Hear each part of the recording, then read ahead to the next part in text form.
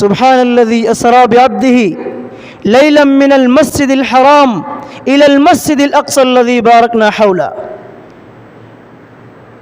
الله جل شانه خپل نبی ته د خپل راتلو د خپل جان خواته غشتو اراده کوي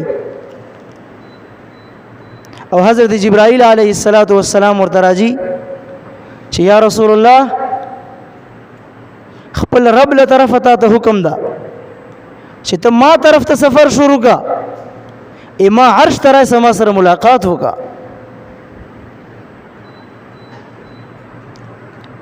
او چې کله حضرت جبرائیل علیه السلام جناب رسول الله صلی الله علیه وسلم سفر تیاری کئی, سفر سامان پیک کئی, سواری انتظام کئی,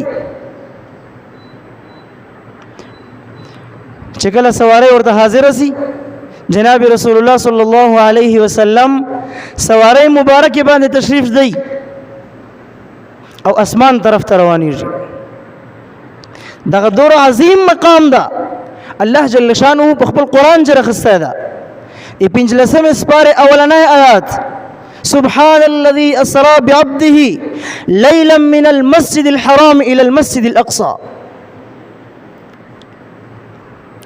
نو جناب رسول الله صلی الله علیه وسلم سفر شروع کوي چې کله اول اسمان ته رسیږي اسمان نه دروازې ټکیږي ورته پښتنه ورنه کیږي چوکه.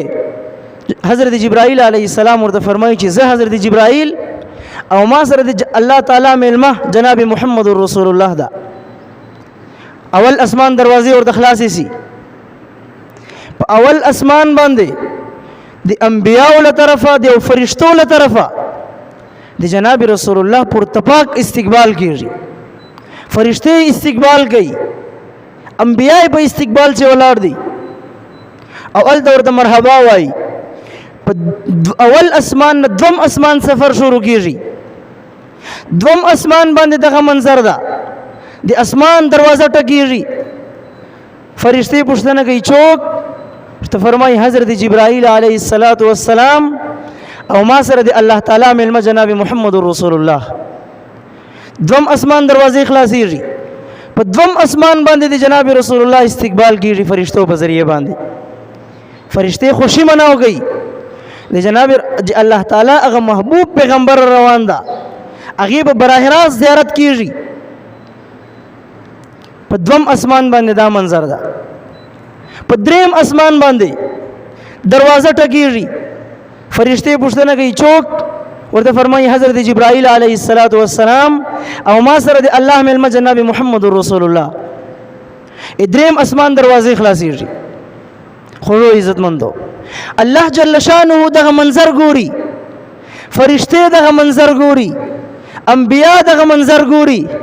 دا د جناب رسول الله هغه سفر شروع د الله طرف ته. الله غوښته د خپل عرش ته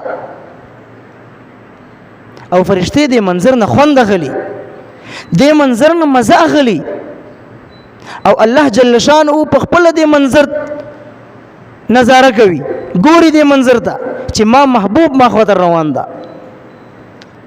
په دریم اسمان باندې استقبال کیږي, په چلرم باندې کیږي, په پنځم اسمان باندې استقبال کیږي دغه شی.